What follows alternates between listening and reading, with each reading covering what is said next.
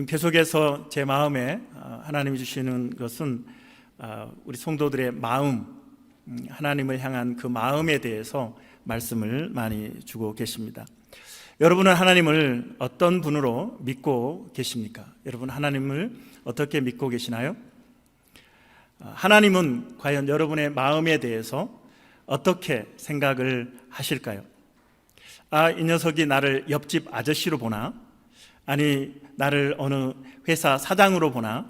하나님께서 아리까리하게 우리가 신앙생활 할 수 있다는 것이죠. 한 목사님이 아이를 입양을 했습니다. 어렸을 때 1살 좀 넘어서 입양을 했는데 이 아이가 자라면서 계속해서 눈치를 그렇게 보더랍니다. 자기가 원하는 것들, 자기가 갖고 싶은 것들에 대해서 한 번도 달라고 한 적이 없다는 것입니다. 늘 그 아이의 대답은 괜찮아요 라고 하는 대답이었습니다. 어느 날 이제 큰아들이 장난기가 많아서 막내 아들이 장난감을 가지고 노는데 그것을 빼앗았다고 합니다. 보통 형이 막내 아들의 장난감을 뺐으면 그날은 그 집안에 난리가 나는 날 아니겠습니까? 아버지에게 와서 형아가 내 장난감을 뺏어갔어 라고 하면서 혼내주세요, 장난감 다시 돌려달라고 하세요 라고 울고불고 난리가 나야 되는데 이 아이는 가만히 쳐다보다가 자기 방에 들어가서 문을 닫고 혼자 울었다고 합니다. 아버지에게 형을 야단쳐 달라고 한다든지 형 것을 좀 빼앗아 달라고 한다든지 이런 말을 전혀 하지 않았다는 것이죠. 어느 날 아이로부터 이 목사님이 교회에서 있는데 전화가 왔다는 거예요. 학교에서 전화가 왔는데 운동을 하다가 다리를 다쳤다고 합니다. 아빠, 운동하다가 다리를 다쳤어요. 많이 다쳤어? 예, 좀 아파요. 목사님이 바쁘신 일이 있어서 직접 가지 못하고 이제 교회 집사님, 우리 집사님처럼 침을 놓는 분이 계셔서 아이를 좀 부탁을 했다고 합니다. 그래서 이제 침을 맞으면 좀 괜찮겠지라고 하는 그런 생각을 하고 집에 이제 저녁에 늦게 들어갔더니 이 아이의 다리가 아주 많이 부어 있는 것입니다. 그래도 이 아버지가 내일 한 번 더 침을 맞으면 괜찮아지겠지라고 아들에게 이야기했더니 예, 괜찮을 거예요 라고 대답을 했다는 것입니다. 그런 줄 알고 이제 잠을 자고 새벽 기도를 가려고 아침에 새벽에 일어났는데 아이 방에 불이 켜져 있는 거예요. 그래서 문을 열고 아이 방에 들어갔더니 이 아이가 밤새도록 아파서 울고 있었던 거예요. 퉁퉁 부은 발을 붙잡고 얼마나 밤새 울었는지 눈이 부어 있더라라고 하는 것입니다. 많이 아프니? 예, 조금 아파요. 그렇게 묻고 또 이제 목사님은 교회로 출근을 했습니다. 교회 출근을 했다가 마음이 좀 불편해서 이제 집으로 다시 돌아가서 이 아이를 이제 응급실로 데리고 가서 엑스레이를 찍게 되었습니다. 이 의사 선생님이 아니 많이 아팠을 텐데 어떻게 참았는지 참 대단하네요. 뼈가 2개가 부러졌습니다. 이제 수술을 하고 기부스를 하고 집으로 이제 돌아오기 위해서 차를 이렇게 타는데 이 아이가 딱 2마디 하더랍니다. Daddy, I'm so sorry and thank you. 이 말을 듣는데 아빠 미안해 그리고 고마워 라고 하는 이 말을 듣는데 이 목사님 마음에 화가 치밀더래요. 그래서 아들에게 소리를 질렀답니다. 이놈아, 그럴 때는 미안하다고 하는 거 아니야. 그럴 때는 잘못했다고 하는 거 아니야. 그럴 때는 고맙다고 그러는 거 아니야. 그럴 때는 화를 내는 거야. 아빠, 들었지? 내 다리가 부러졌대. 아빠는 목회가 중요해? 내가 중요해? 아빠는 지금 내가 다리가 부러졌다는데 나에게 관심이나 있어? 어떻게 나에게 그냥 참으라고 그럴 수 있는 거야? 그렇게 너는 화를 내며 나한테 따져야 되는 거야. 고맙다가 뭐야 이 녀석아. 미안하다가 뭐야. 그때 이 목사님이 들었던 생각은 이 아이가 아직도 나를 아버지라고 여기지 않는구나. 아버지라고 생각하지 않는구나. 그렇게 힘들었으면 좀 투정 좀 부리고 아프다고 하지. 나에게 화를 내야지. 왜 그렇게 못하는 거야? 라고 마음이 너무 아팠다고 하는 것이죠. 저의 아들들은 진짜 아들이 맞는 것 같습니다. 초등학생 때 아마 지난 주일하고 월요일이 아마 이 알버타가 많이 추웠잖아요. 제 아이들이 초등학교 다닐 때 그렇게 추웠던 것 같아요. 근데 제가 이제 그때 한참 청년들 이렇게 신방 다니고 할 때 좀 늦어져 가지고 아이를 픽업을 초등학교에 가야 되는데 제가 좀 시간이 늦어졌습니다. 그랬더니 저희 큰아들이 아빠 다음부터 절대 그러지 마. 저에게 경고를 하는 겁니다. 얼굴이 빨개져 가지고 저한테 아빠 다음엔 절대 그러지 마. 저희가 이제 늘 목회자로서 어려운 그런 상황을 우리가 겪으면서 여기까지 오다 보니까 이제 그런 상황 속에서 이 아들이 저에게 하는 말을 아빠 때문에 우리가 이렇게 힘든 거야 라고 따졌습니다. 최근에는 아빠 왜 모아둔 돈이 없어? 저한테 그러더라고요. 너가 돈이 없는 이유야. 너 먹여 살리려고. 제 아들이 확실히 맞죠? 아들은 그러는 것입니다. 얼굴에 철판을 깔고 미안한 기색이 없이 죄송한 기색이 없이 그냥 요구하는 거죠. 따지는 거죠. 화를 내는 것이죠. 여러분은 하나님을 어떻게 믿고 계십니까? 여러분의 하나님은 어떤 하나님이십니까? 옆집 아저씨입니까? 하나님이 마음이 너무 아프셔서 계속 너희의 마음을 좀 달라고 말씀하고 있는 것입니다. 오늘 본문에 아버지와 두 아들이 등장하죠. 우리가 잘 아는 돌아온 탕자 이야기입니다. 성도들에게 이 말씀은 하나님께서 우리에게 요구하시는 마음이 무엇인지를 알려주는 아주 귀한 메시지가 있습니다. 이 시간에 둘째 아들에게 주시는 하나님의 마음이 있고 또 첫째 아들을 통해서 원하시는 마음이 있다는 것을 알 수 있습니다. 첫 번째로 하나님 아버지의 마음은 돌아오라입니다. 돌아오라. 한번 따라하겠습니다. 기다리고 있으니 돌아오라. 기다리고 있으니 돌아오라. 20절 우리 같이 읽도록 하겠습니다. 이에 일어나서 아버지께로 돌아가니라. 아직도 거리가 먼데 아버지가 그를 보고 측은히 여겨 달려가 목을 안고 입을 맞추니. 우리는 이미 이 이야기에서 둘째 아들이 무슨 짓을 했는지 우리는 너무나 잘 알고 있습니다. 유산이라고 하는 것은 부모가 돌아가신 다음에 상속받는 것이죠. 그런데 이 둘째 아들은 아버지에게, 멀쩡하게 살아계신 아버지에게 유산을 달라고 이렇게 요구합니다. 아주 불효막심하고 폐륜화적인 모습을 보여준 것이죠. 그럼에도 불구하고 이 아버지는 묵묵히 유산을 물려줍니다. 이 아들은 유산을 다 정리해서 머나먼 타국으로 아버지로부터 멀리 떠나는 그런 모습을 보여주고, 그리고 멀리 타국에 가서 자기가 하고 싶은 대로 다 하고, 그리고 이제 이 재산을 탕진하게 됩니다. 그리고 이게 이 얼마나 어려운 상황이었던지 거짓골이 되어가지고 돼지를 치는 일을 했다라고 말씀하고 있습니다.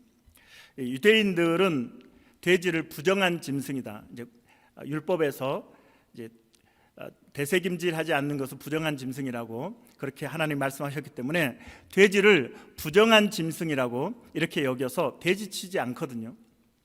그런데 이 아들이 돼지를 쳤다고 하는 것은 그만큼 인생의 바닥, 아니 지하를 뚫고 내려가는 그 어려운 상황이 되었다는 것을 우리에게 보여주는 것입니다. 그런데 그곳에서도 배를 채울 수 없는 굶주림의 삶을 살았다라고 하는 것을 알 수 있습니다. 14절로 16절 같이 읽겠습니다. 14절 다 없앤 후 그 나라에 크게 흉년이 들어 그가 비로소 궁핍한지라 가서 그 나라 백성 중 한 사람에게 부처사니 우리가 뭐라 그래? 빌어먹었다라고 하는 거죠. 그가 그를 둘러 보내어 돼지를 치게 하였는데 16절 그가 돼지 먹는 쥐염 열매로 배를 채우고자 하되 주는 자가 없는지라. 1차로 재산을 탕진하고 2차로 흉년이 들고 3차로 빌어먹고 있는 신세가 되었습니다. 아버지를 떠났을 때 계속해서 재산을 탕진하고 흉년이 들고 빌어먹는 이러한 거지 꼴까지 내려가는 그런 모습을 오늘 보여주는 것은 아버지를 떠난 인생, 하나님을 떠난 인생의 모습을 우리에게 보여주고 있는 것입니다. 하나님으로부터 멀어지면 하나님이 이 세상에 복의 근원이신데 복으로부터 멀어지는 것입니다. 그래서 여러분 하나님으로부터 멀어지지 않기를 주님의 이름으로 축원합니다. 1차 경고, 재산이 탕진되면 빨리 돌아와야 합니다. 2차 경고, 흉년이 들어도 빨리 돌아와야 합니다. 삐용삐용삐용 빨간불이 우리의 인생에서 켜지면 빨리 하나님 앞에 돌아와야 하는 것이죠. 제가 아는 집사님이 캘거리에서 비즈니스를 하고 있는데 캘거리에 한 4개 정도 가게를 이렇게 운영을 하고 있었습니다. 제가 교회를 나오라고 그렇게 이렇게 이야기를 해도 교회를 나오지 않더라고요. 그러더니 한 사업장에 이제 있는 그 건물이 불이 났는데 그곳에 보상도 안 되는 그런 상황이 되었습니다. 그러자 이분이 정신을 차리고 교회에 왔습니다. 우리는 하나님을 떠나는 것이 너무나 자유롭고 내 인생에 편안한 삶이 계속되리라고 우리는 착각해서는 안 되는 것이죠. 하나님이 인간의 생사화복을 주장하시고 이 세상의 진정한 주인이시며 역사를 주관하시는 하나님이심을 우리는 믿고 우리는 하나님께로 달려드는 우리 성도들이 되어지기를 주님의 이름으로 축원합니다. 20절 우리 다시 한번 읽을까요? 20절 이에 일어나서 아버지께로 돌아가니라. 아직도 거리가 먼데 아버지가 그를 보고 측은히 여겨 달려가 목을 안고 입을 맞추니. 이 20절에서 우리에게 하나님의 마음을 보여주시는데 그것은 무엇입니까? 돌아오라라고 하는 하나님의 마음이죠. 이 장면은 아버지가 기다리고 있지 않았으면 절대로 이루어질 수 없는 장면입니다. 아버지가 기다리지 않았다면 돌아오는 아들을 발견할 수 없었을 것입니다. 아들을 기다렸던 아버지는 아들을 발견하고 뛰어가죠. 아들이 한 걸음 비틀거리며 올 때 아버지는 10걸음 달려서 아들을 향해서 나아가고 있습니다. 외모를 보면 도저히 알아볼 수 없는 저게 내 아들인가 알아볼 수 없었을 것입니다.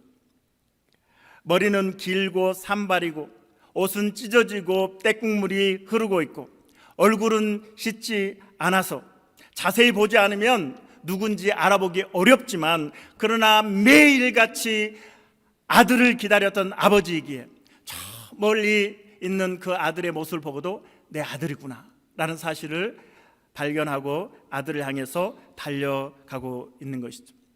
아들을 기다렸기 때문에 가능한 장면입니다.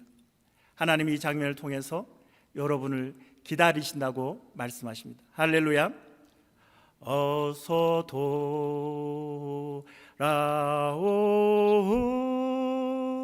어서 돌아만 오 우리 주는 날마다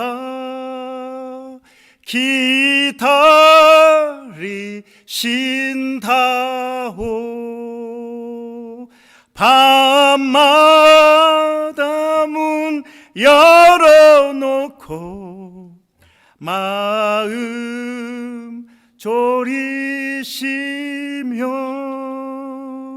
나간 자식 돌아오기만 밤새 기다리신다오.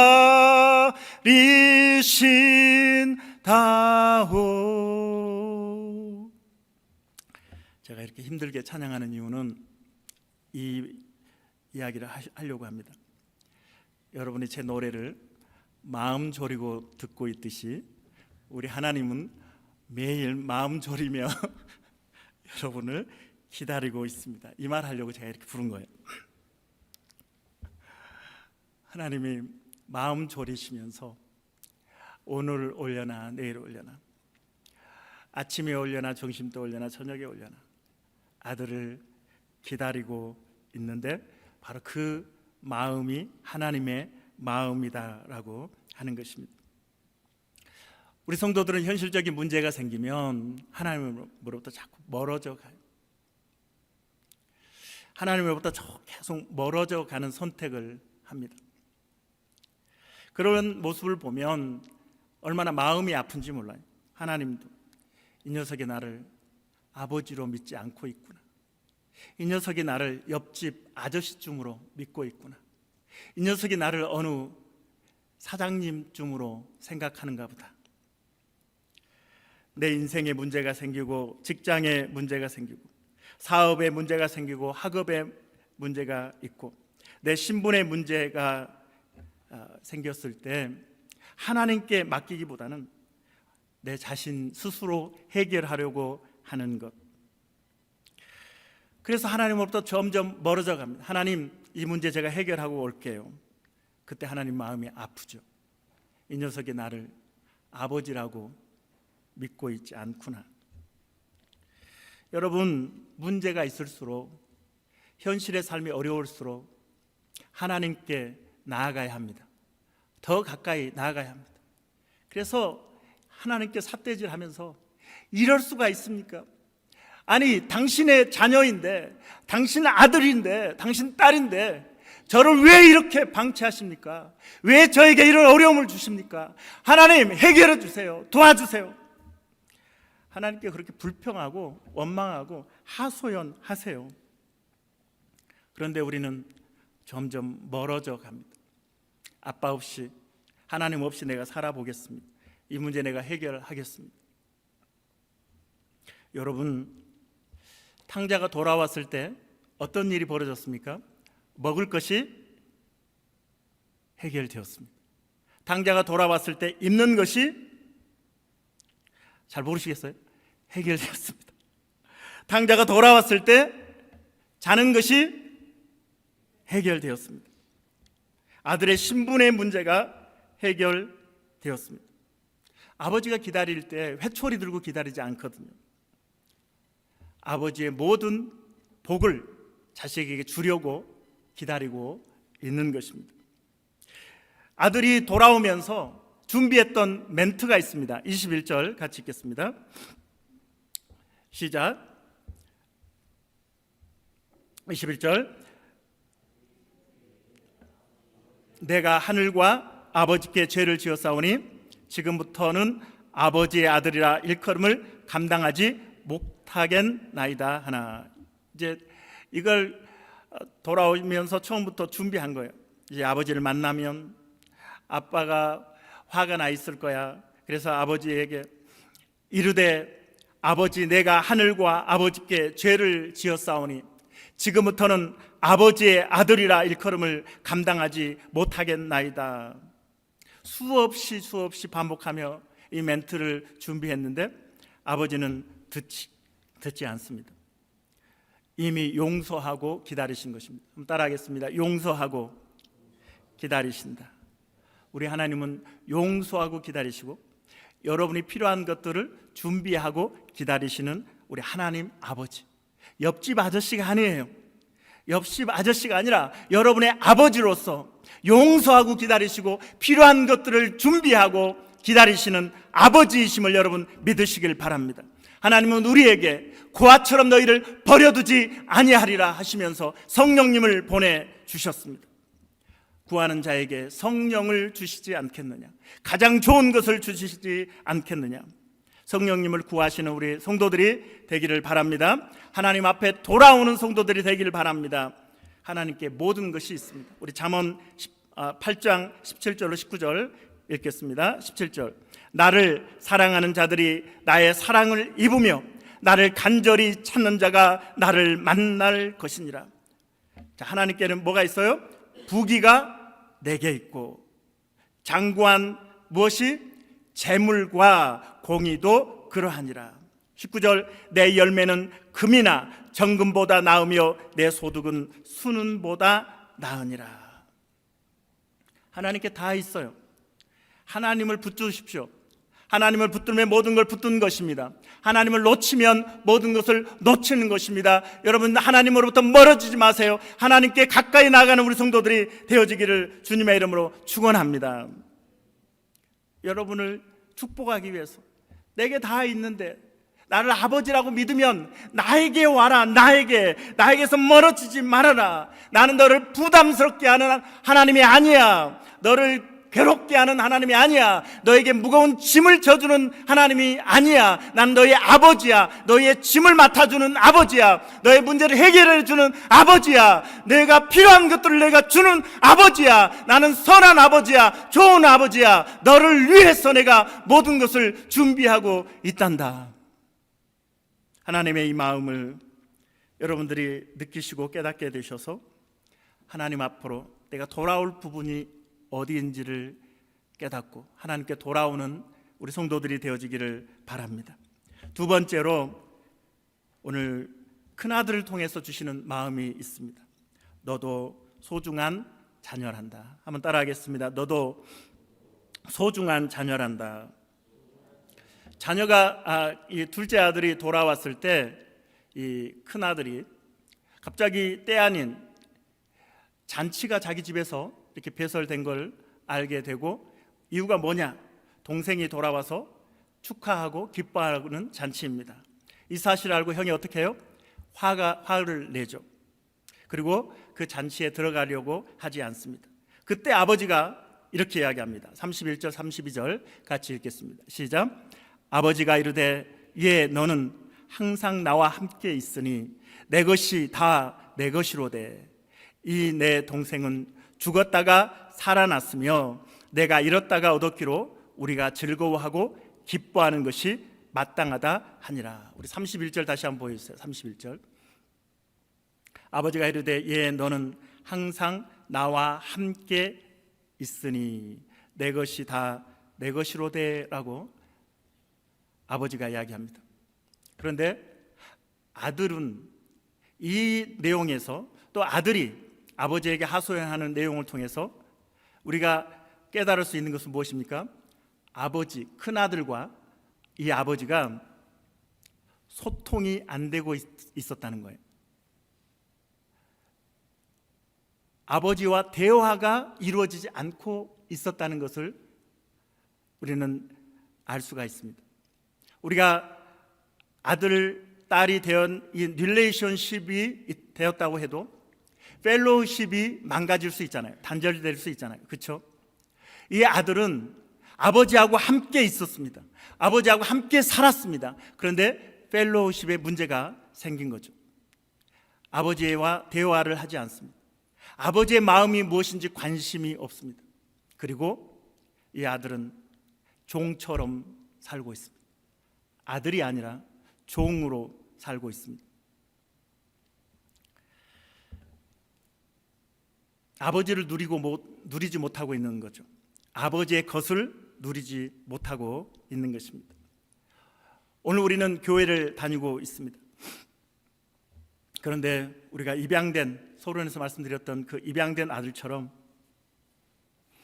하나님 앞에 대화를 하지 않고 필요한 것 말하지 않고 아파도 아프다고 말하지 않고 화가 나도 화났다고 표현하지 않고 괜찮아요 하면서 거리를 두고 있는 그 아들처럼 아버지를 아버지로 진정으로 믿고 있지 않았던 것처럼 우리가 교회를 다니면서도 하나님을 그렇게 대하고 있다는 것이죠.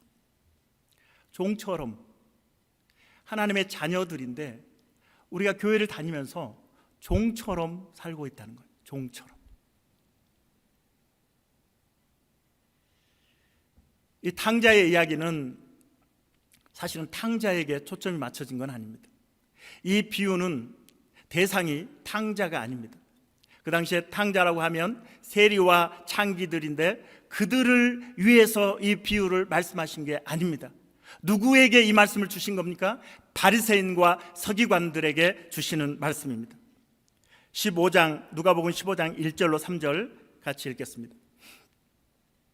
1절 시작. 모든 세리와 죄인들이 말씀을 들으러 가까이 나오니 바리새인과 서기관들이 수군거려 이르되 이 사람이 죄인을 영접하고 음식을 같이 먹는다 하더라. 예수께서 그들에게 이 비유를 이르시되, 그들은 누구예요? 2절에 바리새인과 서기관들, 수군거리는 바리새인과 서기관들에게 이 비유를 말씀하셨다는 거예요. 겉으로는 종교 생활을 너무나 열심히 잘하고 늘 성전 문턱을 넘나드는 종교 지도자들입니다. 어떤 바리새인이 기도할 때 그렇게 기도하잖아요. 일회에 2번씩 금식을 한다고, 하나님 앞에 꼬박꼬박 11조를 드린다고, 그렇게 자신의 의를 드러냈던 이 바리새인 서기관들. 그런데 하나님이 이 탕자의 이야기를 통해서 하나님께서 간절하게 요구하시는 것은 무엇입니까? 너의 종교 생활이 아니라 나는 너의 마음을 원한다. 너는 내 아들이야, 내 종이 아니야. 613개의 율법을 지켜야 내게 나올 수 있는 것이 아니라 그냥 아버지하고 부르면 되는 거야. 나에게 달려오면 되는 거야. 내 품에 안기면 되는 거야. 화가 나면 화났다고, 힘들면 힘들다고, 내 품으로 달려오면 안 되겠니? 내 품에 안겨주면 안 되겠니? 하나님이 지금 그 말씀을 하고 있는 것이죠. 심각한 탕자는 집 안에 있는 큰아들인 것이죠. 그리고 제가 늘 말씀드리지만 우리는 교회를 오래 다녔기 때문에 바리새인이고 서기관입니다. 우리는 교회 안에 있기 때문에 바리새인이고 서기관입니다. 그런데 하나님은 우리의 마음을 느낄 수 없다고 말씀하십니다. 너는 왜 나를 옆집 아저씨 취급하니? 너는 나를 왜 주인 취급하고 너는 왜 내 아들로 살지 못하는 거니?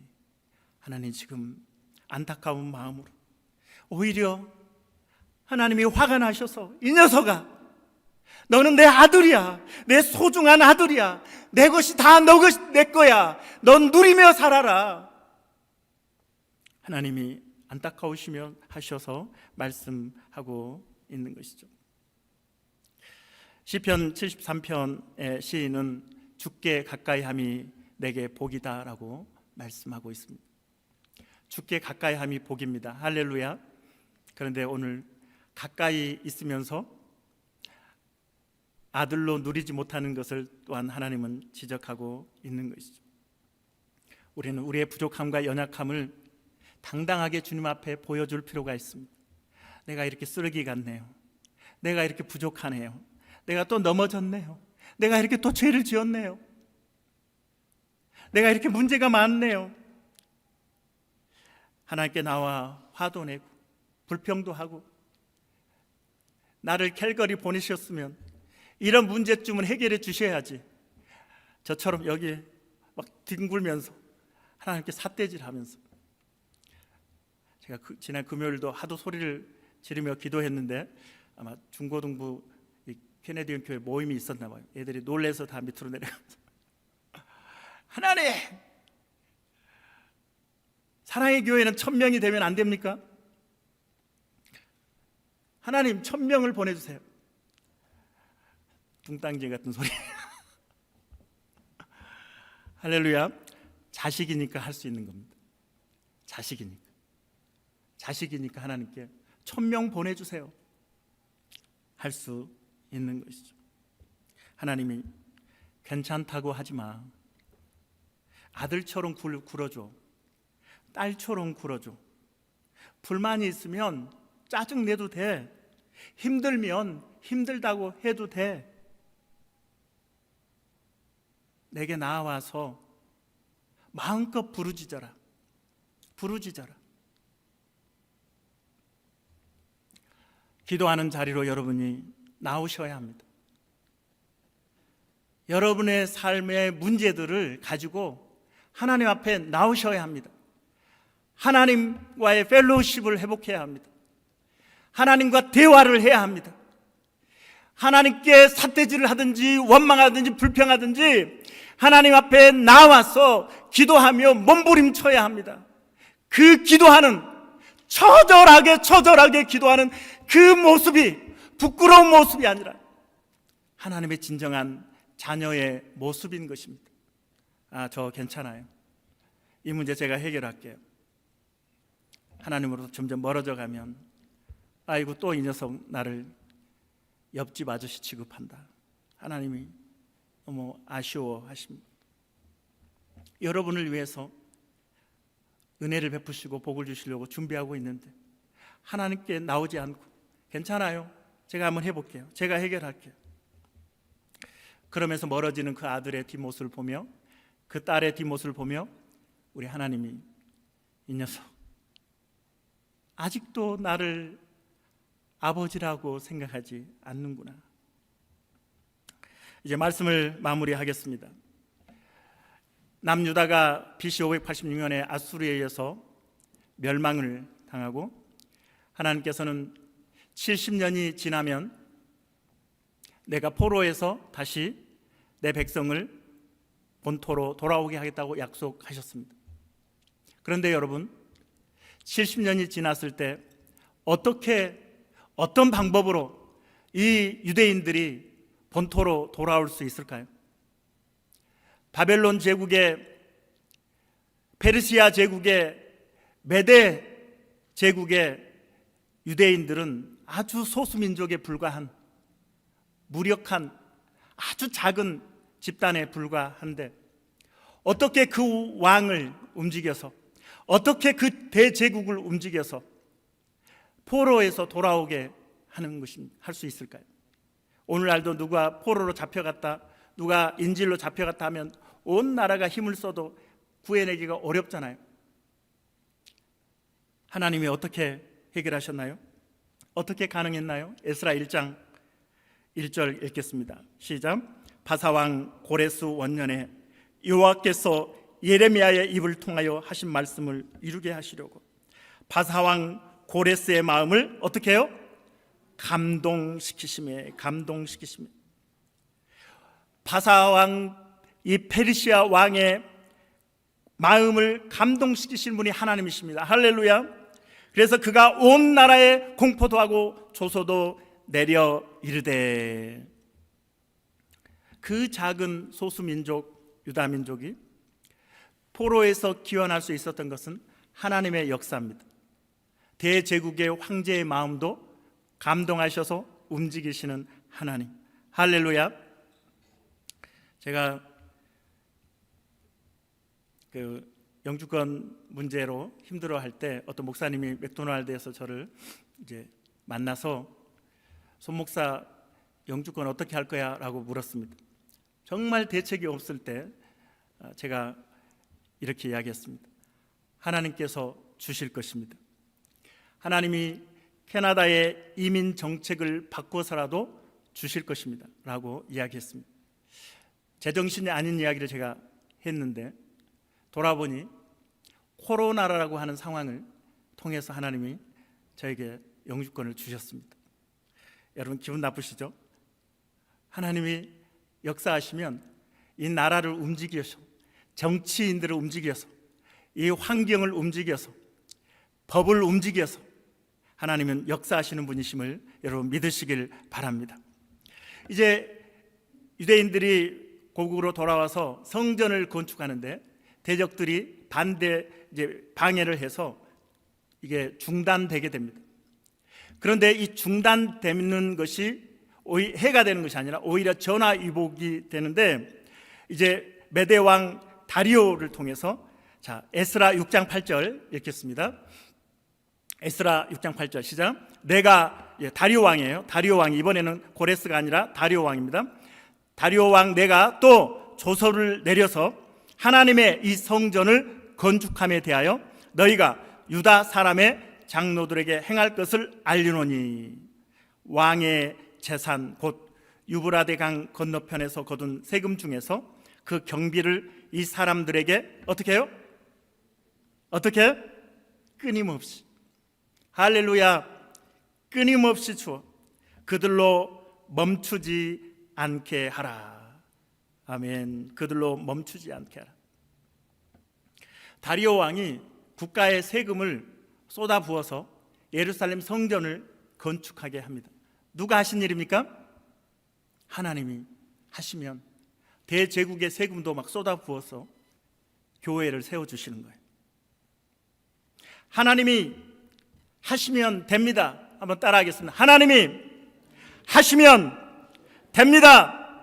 하나님을 붙들면 모든 걸 붙든 것이고 하나님을 놓치면 모든 것을 놓친 것입니다. 이방 나라에 세금을 쏟아붓게 하셔서 성전이 완공되게 하셨습니다. 하나님 곁에 있으면서 누리지 못하는 율법으로 613가지 율법을 하나님과 자신 사이에 놓고 하나하나 이것을 건너서 하나님께 가려고 하니 거리가 너무나 멀죠. 예수 그리스도의 십자가를 통해서 이 율법 613가지를 성취하셨습니다. 완성하셨습니다. 영접하는 자 곧 그 이름을 믿는 자들에게는 하나님의 자녀가 되는 권세를 주신다고 말씀하셨습니다. 오직 예수 그리스도를 믿으면 하나님의 자녀가 됩니다. 아빠, 아버지라 우리는 부를 수 있습니다. 하나님의 모든 은혜와 능력을 우리는 누릴 수 있습니다. 할렐루야. 교회 안에 있으신 여러분, 교회를 오래 다니신 여러분, 여전히 하나님을 옆집 아저씨로 취급하시는 여러분, 하나님이 화를 내시며 너 내 아들이야, 내 딸이야, 나의 소중한 자녀로 살아주면 안 되겠니? 라고 말씀하시는 것입니다. 기도합시다. 기도는 하나님의 자녀에게 주신 특권입니다. 기도의 자리로 나오십시오. 여러분이 여러분의 인생을 정말 책임질 수 있다면 그렇게 안 하셔도 되지만 나의 연약함과 부족함을 인정하고 하나님의 도움이 안 된다, 아니면 안 된다고 하는 이 사실, 하나님 아버지가 도와주셔야 된다, 하나님이 나의 아버지라고 믿는 분들은 기도의 자리에 오십시오. 목요일도 밤에 운전을 못하겠는 분들은 저에게 전화 주시면 픽업도 해드리겠습니다. 오셔서 함께 기도하고 하나님께 달려가십시오. 하나님 도와주세요. 아버지시잖아요. 책임져 주세요. 하나님께 달려나아가 하나님을 누리는, 하나님의 복을 누리는 우리 성도들이 다 되어지기를 주님의 이름으로 축원합니다. 이 시간에 우리 찬양 드리겠습니다. 여기에 모인 우리, 3절에 보면 여기에 모인 우리 사랑받는 주의 자녀라. 사랑받는 주의 자녀입니다. 여러분들은 사랑받는 주의 자녀들입니다. 하나님 아버지, 옆집 아저씨가 아니라 나의 아버지, 나를 책임지시는 아버지, 믿음으로 고백하며 우리 찬양합시다. 여기에 모인 우리